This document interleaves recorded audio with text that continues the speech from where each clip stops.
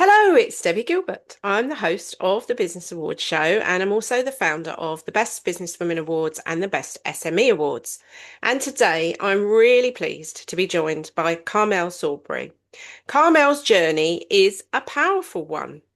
After building a successful photography business and being recognised as the most inspiring businesswoman in 2019 at the Best Businesswomen Awards, she made the decision to step in a completely new direction. She now runs two children's residential care homes where she works at the heart of some of the most challenging and most important moments in young people's lives. Through that hands-on experience, Carmel saw a real gap, particularly for newer staff who have the training and knowledge, but haven't yet had the chance to practice those in a high-pressure, real-life environment. That's what led her to create the Kindness Code, a practical approach designed to help staff build confidence, develop instinctive responses, and feel more prepared where it matters most. Carmel brings a unique combination of business experience, creativity, and real world insights into care. So I'm really looking forward to talking to her today. So, Carmel, it's a great pleasure to have you here. We haven't seen each other for a number of years, and what a pivot, what a change. So, we have to start at the beginning, Carmel, and find out what happened. Why have you bought children's homes? Um, Lovely to see you again too. It's been 7 years since I won that, Yes. which is kind of one of those scary time lapse thing that's gone so quickly. Yeah, I had the large school photography company. It was going really well. Just over 2 years ago, someone half bought the business, and the deal was, he was going to run it, and I was going to do 1 day a week. And I lived my dream life, playing tennis. I did all the ITF masters. It was kind of a fantasy life. And I loved it, but I got bored, and it made me realize I think we all need a purpose in life, and it wasn't enough for me. And then last January, I was not the one gone, the one before, I was at home in New Zealand, spending time with mum and dad. And then someone rang me as a business colleague and said, I've got an opportunity in Solvent, two care homes. He said, you put the money in, I'll run them. It will be great. So that happened in 7 days. Top tip, don't buy insolvent companies and don't do it in 7 days. That's another thing. So I came back and insolvent companies are insolvent for a reason, you know. Mm. Um, and then after about 6 weeks, one of the staff members reached out to me, and I went in the homes and listened to all the staff and cried with them literally because it'd been such a difficult journey for them. And then realized that things had to change. And it started one of the most challenging years of my life. Wow. So, how many children are being looked after in these care homes and what sort of age group are they? So children's residential care homes are just homes, they're not Mm. big institutions. So No. we've got two homes with 4 beds each. We currently only have 5 children because you've got to get all the matching right, because you might have three great kids who are doing well, and then one comes in, and so it's quite a Mm. it is a really difficult situation. But they're just homes, so they're two 4-bed homes, and Oh. And what's that transition been like for you going from running a photography business to this? I mean, it's a completely different industry, isn't it? it is completely different. I was actually motivated by thinking it would be. I've always loved what I've loved about being an entrepreneur is being an employer and making people's lives different by being a decent employer. When I had the school photography company and I had a new GM a few years ago, and she said, Carmel, everyone's on different contracts. I said, yeah, but they've got all different lives, they've got different needs.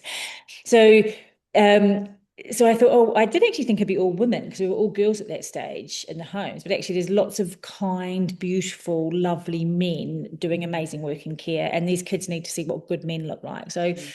I thought, oh, I can. I got involved thinking it's big frontline teams, but like photography, doing quite a challenging job. It's about systems, processes, and training. So it kind of aligned with my idea of giving back, doing good for the kids, but also being a really, really good employer. So it felt extremely different. It felt like there's similarities. Turns out it is really tough. Working in care is really tough. You can't measure your success because it's only like reduced incidences, but actually the children come from some of the saddest lives. It's just utterly heartbreaking. It's all different. And the care team are doing their best, but sometimes they just, all the stuff inside the kids, all the emotion gets too much. Mm. So it's exhausting, and for the people in the front line. And it also attracts people with some of their own stuff. Like, they've people were giving back. It's just humbling, Debbie, coming from kind of a corporate world. And there's people who work in probably lots of different health sectors, but in care are just deeply kind people who want to make a difference. It's Yeah, quite different. And it's which is beautiful at the same amazing. time. No, I mean, it must be really rewarding. And it's like your business journey has been a long trajectory, really. From winning that award a few years ago, and you'd also won other awards, hadn't you, at the time? Mhm. You'd won photography awards. Um, Can I just say, Debbie, your one was my favourite, Most Inspiring oh, Businesswoman. oh, we always love it when people say that. Well, it was kind of because I think I probably have been, people said, oh, you're inspirational. And I think a lot of it was around me wanting to be a decent employer and me wanting to make a difference to Yeah. people's lives. So yeah, I did love it. And you put the best do on, Debbie, just between you and I. Thank you. No, that means a lot. That actually means a lot because for me, it is about the experience when people come along to the event and that they actually feel they've been recognized for the work that they've been doing. And you'd had a long, long time working, with children in dance schools, hadn't you? That was your niche. You did the photography for dance schools and you did it really well. But Carmel, you've always come across as a very strategic and organized businesswoman, which I think was the thing that caught the judge's eye, which is why you won the Most Inspiring Businesswoman, because that's what that's all about. So I'm guessing you've brought that experience to this new venture of yours. Um, and then reading about the kindness code that you have devised is another thing that doesn't surprise me about you because you've seen a need and you've created something. So talk a little bit about the kindness code and what that's all about. So actually, the care homes, because it's all Ofsted regulated, and we talk about working on the business, not in it. Like I Mm, couldn't go in, I couldn't roll my sleeves up and go, oh, I'm going to run the homes for a couple of weeks if something's happened. Like I literally legally unallowed to. And so I had to step back and I have to put the right people in the right seats. And then I saw a need. So these beautiful, kind people come in wanting to do a good job. mm, There's so many situations like the children can just dysregulate or they don't want to get out of bed. So there's small dysregulations and there's mm, quite large ones. Like sometimes they'll smash windows or mm, self-harm. Like it's quite full on. mm. So all these lovely people coming in, and of course you can't fake a self-harm or a No. dysregulation situation. You can't make that happen. So I thought, how about I went to a seminar actually talking about AI, thinking, oh, we care, we can't do AI. Mm, And then something in my head, I thought, well, what if we can recreate these scenarios? So it's a web-based training app. And so the AI agent is a child who will talk back to them. And depending on what you say will depend on what the child will say. So we've created all these different scenarios so that it's all able to sit in a classroom and learn about therapeutic care and how you're going to be kind and you're going to use the different models and all the rest of it. But actually, at 10 o'clock at night, when you've done a 12-hour shift and you're exhausted and a child is screaming at you, it's quite difficult to remember everything that you learned in the classroom. And so this way is a way of, we're not taking away from the in-person training, but it's a way of embedding it mm, into the thing. So, and what we've found is we've done it internally, and everyone's going, we've had a bunch of new people. They feel more confident on shift. We've actually had fewer incidences, and it's like, oh wow, this is really working. It's not taking away from the real life, but it's giving more confidence and practicing using the language because when a child is dysregulating, I might be telling you to go away in stronger words than that. It's difficult to remember to use the kind language that we've been taught. So it's really working now. Now it's starting to roll it out. It never thought I'd be a SaaS developer and founder, but it's happened now, and really really excited about it. So you've developed an app, and are you able to roll this out to other organizations so they can use it? Yeah, and we're hoping starting to do demos in the next week or two. It's actually just making sure the AI part of it's working, but all the back end, the Yeah. management so we can set up for the homes. So yeah, it's been quite a journey. And so I'm still running the care home side of things, but I've just put an MD in place, so that should take some of that pressure off. But I think because I wasn't in the business, I had to work on the business. It Yeah. frees up brain space to have ideas. And I'm a bit of a problem solver. I love new ideas. I love the shiny and new. And I think because I had to take an outside view looking in, that's helped with the entrepreneurial creative thinking because I'm not getting bogged down by the day to day.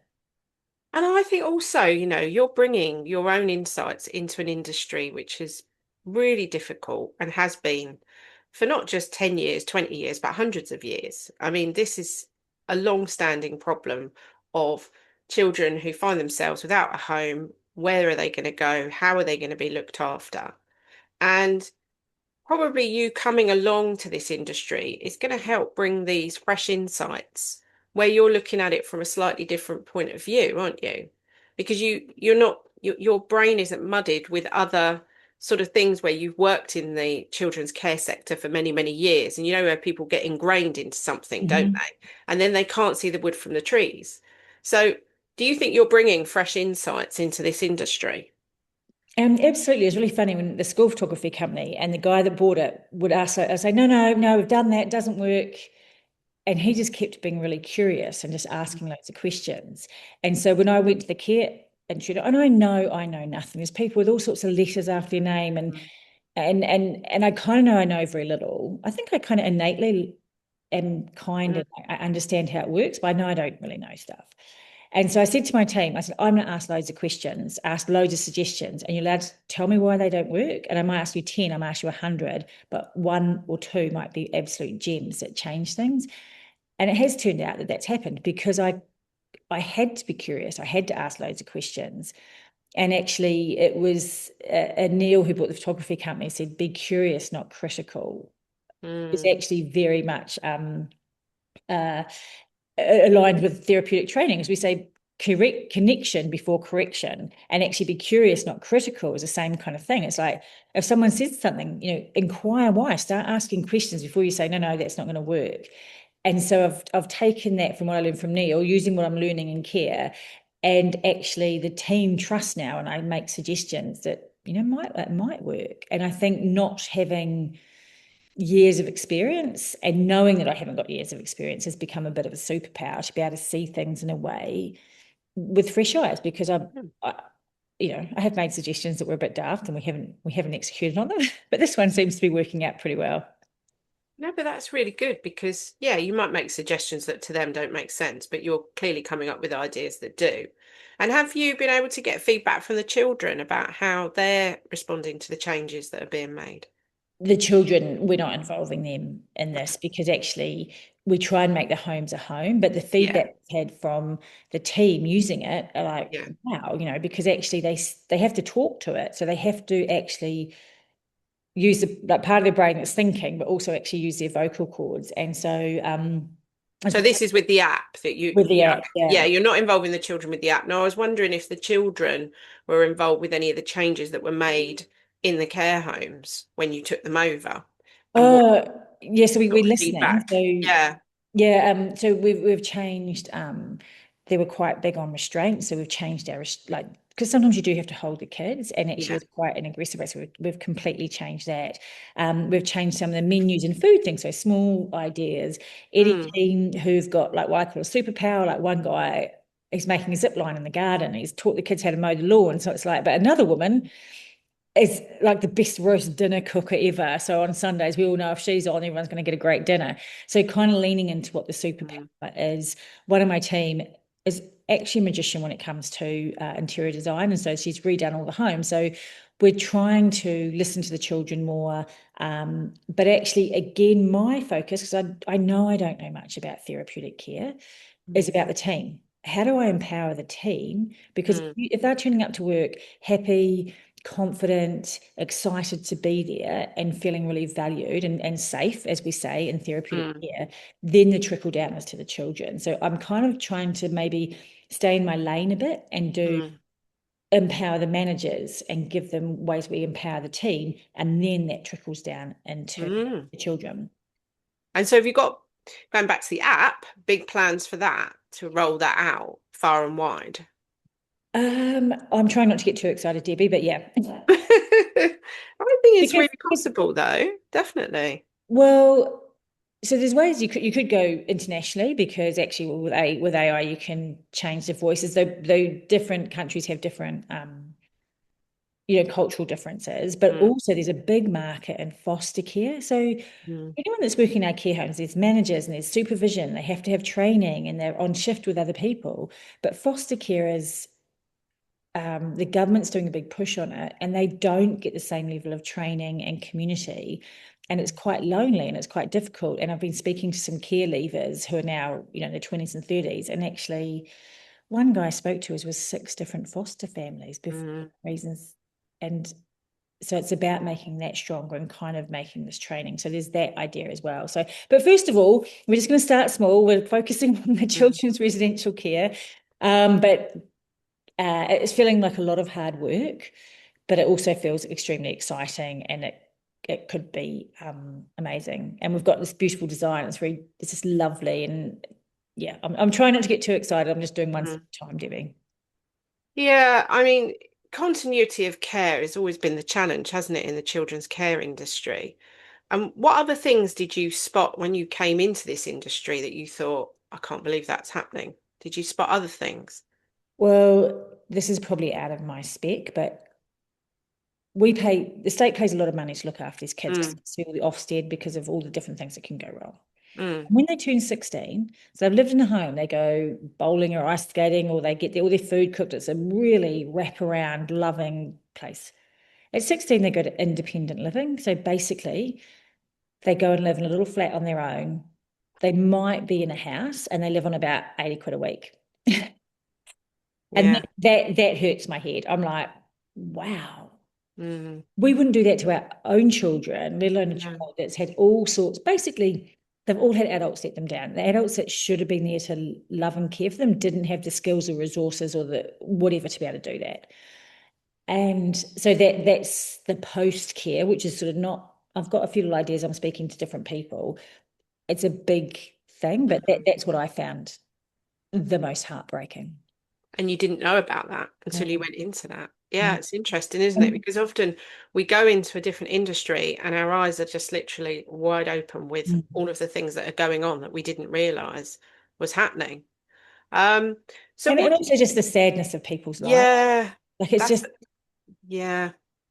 we Listening to those stories must be heartbreaking. oh, just so heartbreaking, so heartbreaking. Yeah. And you kind of want to help everyone, but what you have to do is just go, I have to help the children here and really help them. And actually, we're not even trying to fix them. We're just trying to be, I see it as like little bits of their jigsaw puzzle of their life. Mm, And what we do might not have an effect for 10 or 20 years' time. mm, And you can't you can't do a couple of years of love and support and change 12 years of neglect. mm.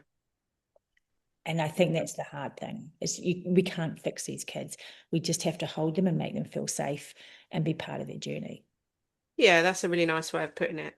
So have they stopped these larger residential homes now completely, or are there still some of those out there? Oh, I think the largest you'd get these days might be 8 if they were already Right. existing and doing an amazing job. 4 is still quite high because you're trying to make them like a home and Mm, not keep them institutionalized. And much more than that, it becomes slightly institutionalized as well, I think, because you just have to run it like that. And then also there's quite a few adults in the home. mm. So it's not like a home, but we're doing our best. Right. I didn't know that that was the case, and so I've learned something new today because I just assumed that they still had the traditional um, children's homes that were probably more like a sort of hostel environment, Mm. with the dormitories and things. So the fact that they've moved away from that has got to be a good thing, surely. Yeah, and they are homes. They are like homes, except that we have to have fired shutters, fire doors Yeah, at the so door, which just slightly kills me. different. It's a home. It's not institutionalized, and the doors slam shut. But I'm not Ofsted. I can't control that. But No. that's probably another of my bugbears. But yeah, that they're homes, and we make them as homely and kind and lovely, and dinners together. But it's not. It's not a big happy. I'm sure. Sorry, all the children are kind of walking their own path. It's, Yeah, yeah, it's yeah. not. It's not all cuddling up on the sofa constantly. No. These kids have just got so much stuff, but. Yeah, we're doing well. A couple of children have been moved on because they've gone back to foster placements, or they've left us Right. and they've gone on to college. So, and that's hugely rewarding. And are social services looking at matching the children together in these homes, or do you just get given a list of children you've got to No, accommodate? matching is literally that's Yeah. well done on spotting that is the thing. It's absolutely we could look at 100 referrals a day, but it's Mm. super important that we match because Right. all this work, we create a safe home for say you've got two or three children, and actually the dynamics have to fit. So if so say it was self-harm, so you had a couple of children with a history of self-harm, and you brought someone who was doing current self-harm, and well, you could just disrupt the lives of the three Yeah. children. So matching is something that we choose to do. Some people can do it with the local authorities, but we care about our team and we care about the children we've got already, and we have to prioritise them. Wow. It's a Yeah, much more it's detailed really, process, I think, than people perhaps realize. So I think it's good to share that and so people get a level of understanding of, how amazing the work is that you're doing and how difficult it can be because it is a very delicate balance. So let's go back to your photography days. Are you still doing photography as a passion, as a hobby, or have you put the camera down completely now? I barely even take pictures on my iPhone. Oh You know no. that saying, do something you love when you never work a day in your life. Well, I say Yeah. do something you love and you'll stop loving it. So I've taken millions of pictures. I absolutely loved it. But no, that's part of the it's been done now. So I miss I miss the team actually. We had Mm. lots of fun. And but I actually am I do like the founder, I do like the starting up, I like the graft at the front rather than the long-term growth. So actually it has all worked out well. But yeah, I do miss the team. We had lots of laughs. It's Carmel Jane photography, but yeah, it's all going well. The person I sold it to them has looked after everyone, grown the business. It's been super wonderful to my team. So that's been good. Did they retain the name or did they change it? Yeah, no, I'm still. That's why I'm Carmel Saulbrey on this and not Carmel Jane because Ah. he's kept the name. It's got pretty good brand recognition. Mm. And also Neil, who bought it, is not precious about that kind of thing. So yeah, it's still Carmel Jane photography, but I'm not really meant to be Carmel Jane anymore. Oh, bless you. And do you think the awards that you'd won when you came to sell that business really strengthened the offering of what you were selling? Oh, absolutely. It's been an award-winning business. I think I won five in the end. You Mm. a couple of Employee of the Year and Business of Yeah. the Year. And it's a fun night out, especially when you've got Mhm. loads of ladies all getting dressed up in the ball gowns. It also makes you reflect on your business because you have to start going through it. And then to actually be an award-winning business. And I think it does bring recognition because the guy that bought it, I kind of knew through my networks, but it gave real kudos to the business to say it's award winning because you still, you have to enter the awards, but you still have to be Mm. good enough business to win them. So yeah, I love it. I don't know if I want to be ready for your awards this year, but I definitely will be on this thing next Oh, year. well, that was going to be my next question. Are you thinking about awards with this new venture? Oh yeah, absolutely, absolutely. Around there's not that many awards within the industry, but also awards are really good for recognizing the team. Mm. So, when you win the collective awards, it's people love it. They love to be part of something. And yeah, I'm a huge fan of business awards for all the reasons that it says why you should do them. It's brilliant. So you presumably inherited some staff from the previous company, did you? Or because that company had gone into liquidation, did you start from scratch again? No, I inherited staff. Some of them are not working there anymore. Mm. The reason I actually had an offer to buy them after 5 months. Okay. I just about walked away, you know, Yeah. not making money, not making a loss. And I didn't because I love my team. I've got some wonderful people in the business. And I kept it because I wanted my gang around me. I wanted my team. And so I've kept really good people. There was a bit of a cultural change to make Mm. because, businesses are insolvent for a reason and there's a Yeah. negativity when there's no money in the business. And so we've largely turned that around, but it's been harder than I thought it would be. But yeah, I've kept an amazing team and that's kind of why I did it because I love them and we're doing good stuff. And again changed a few people's lives, Mm. promotions and things. So yeah. And then you could think about entering them into Employee of the Year categories and things like that, because a lot of awards have that. That could Oh, be I good. haven't done that one. It's all about Yes. maybe I'll focus on. Yeah, the Best SME Awards, which is my newest awards. I won't be open Ah, again now till next year. We're just about to have the final. We had Best Employee of the Year. that's a Uh, great. yeah, because I felt like there's people out there just doing their thing. And yes, the business gets recognition or the business owner gets recognition, but how about the people that are behind the scenes? Because you've identified quite a key thing here that it is actually you could have the best leader in the world, but if the staff aren't looked after and aren't given clear direction, then the whole thing doesn't knit together properly, does it?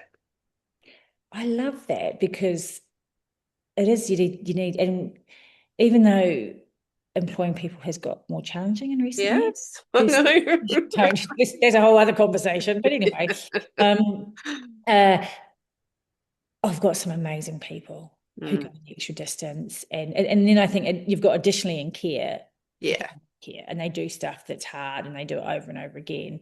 So, I'll definitely down for that one. Yeah, I think it's really important. And reading some of the stories that came in this year, you think, I think as an employee to get that recognition because your boss or your line manager has nominated you for an award adds an extra layer of specialness about it. Mm. It kind of is that feeling that you are appreciated for what you do because often people don't appreciate their staff enough. And I think that was one of the things that came across when you won Most Inspiring Businesswoman, that you really did care about your staff and you really cared about the team that you'd built. So I'm guessing you've brought that ingredient to this new venture. I do. Everyone gets a box of brownies for their birthday, and we get lots of recognition and all that kind of thing. But actually, the day to day, just appreciating people and really Yeah. hearing, that what they do is great. So I'm trying my best. And yeah, I've got my senior leadership team in place, and I love them. So right, Mm. be on the SME Business Awards for your one. Next year. Yeah, for sure. And what else is coming in the future? So you've got the app, you've got two children's homes. What's the kind of next couple of years look like for you? Okay, there's no more businesses, Debbie. I'm just going to close. I think that's enough. I think it's a Like, lot. saying that, I've got a podcast and I've always wanted to write a book and do a little bit of keynote speaking. Mm, And until I did the second business, I possibly had a little bit of imposter syndrome. Like I did it once, but was that just not luck? Because I know I worked really hard, but actually, I really want to take all the lessons that I learned in care and say how it's made me a better leader because there's mm. so much crossover. So I think that's probably in the pipelines. But for now, the kindness code and getting that brilliant order. But Tell us about the podcast. I didn't know you had a podcast. What's it called? it's just actually going to launch hopefully next week. It's called the Kindness Code. I'm hosting it, and Chelsea Bailey, who's my MD and who's been in the care industry years and years, she's still giving bite-sized tips, and I'm interviewing people in the care sector, so care leavers, because when you hear the stories of people Mm. that have been through the system, that's heartbreaking as well. So actually, this is that goes in conjunction with our app, um, sort of further training, further deeper understanding, and yeah, so that's where it all aligns. Mm. So But the audience for that will be people working in the care sector, in the yeah, children's. there's a few that are a little bit businessy, and I actually want this to be more frontline staff that they can hear the stories, they can get the top tips. Mm. But yeah, so no, yeah, I forgot about that one as well. So yeah. Oh, well, we'll have to, put all the details in the show notes because by the time the episode airs, Oh this yeah, it will be live. And Yeah. then And again, it's funny. Me and Chelsea, and I've got an EA, and she was listening, and she said, "Oh, it's made her a better parent because all this therapeutic kindness works for parenting, it works for relationships, it works for leadership." So yeah, really excited about how it's changed me as a person and given me a purpose, that's for sure. then what's the book? What's the topic of the book? The book will be around, I haven't got the title just yet, around the lessons in care that transfer over to, or in therapeutic care and kindness transfers to leadership, and actually the kind leader thing, I think, Mm. which given the way the world has changed, and I think people want kindness and they want a purpose. They don't Mm. you're not just the boss telling people what to do. I think younger generations want to be valued. Totally. Absolutely. Well, kindness is the backbone of everything in life, isn't it, at the end of the day? Oh, So, so absolutely. important. And then you've mentioned about speaking. So what sort of speaking are you planning to do? What topics? God, you're grilling me today. I mean, I am. well, either You am I. never know who's listening to the podcast, you I know, I see. appreciate this. Well done. If it's talking about the duty and care and the kindness code and how it can make a massive impact on the training and retention of staff, because it's the biggest problem in the industry, getting good staff, training them properly and keeping them. And the other thing is, I just want to shout about how I am a better, kinder, more empathetic person and a better, kinder leader. And it's more rewarding. And all these lessons in therapeutic care just transfer over to leadership. And I really want to shout about what I've learned because it's been quite transformational to me. You are very inspiring, Oh, thank which you. is why you have the crown of the most inspiring businesswoman. But I Yeah. want to end this podcast by asking you one little question. So if someone's listening to this podcast and they feel like they've given what they've given to their industry and their business, and they want to sell it and move on and do something brand new and fresh, completely different, what would your advice be to them? What about selling or choosing the next business? Just choosing to do something else. What would your advice be if they're sitting there thinking, oh, I don't know, am I too old to do this? I haven't got any knowledge in this particular industry, but I can see something that I want to do and give up the industry that I know and I've done for many, many years. What would you advise them to do? Selling a business takes a long time. Get your business ready to sell long before you want to sell it, and be prepared for a painful and challenging situation. It's going to take longer than you think. Then take some time out and really see what you want to do. And I kind of people say, "What will you do?" I said, "Something will happen," and it turned out something did happen. And actually, you have to choose because I tried a few different things and I didn't commit to any of them. And Mm. so something comes along, and I think so many of the skills, if you are truly a leader and an entrepreneur, they are transferable. But if you go into something you don't know that you don't know anything and get the right people who do know things to help you. That is great advice. Absolutely fantastic. So thanks for talking to me today. You are very inspiring and I think what you're doing is incredible and you're making a difference out there. And that's really what life is about, isn't it? It's about building a legacy, helping people in need, and doing something incredible. And you're ticking all of those boxes. So well done. Thank you, and thank you for all the good work you do, because I think the Women's Awards is just amazing, Thank you. and now you got the SME Awards, so watch this space, Debbie. Yeah, Soon. definitely. Well, I think we might be seeing you there next year. I have a feeling. So, if you've been listening to today's episode and you are inspired by the work Carmel is doing, we will make sure all her details are in the show notes, including this new kindness app that she's developing, the kindness code, and her new podcast.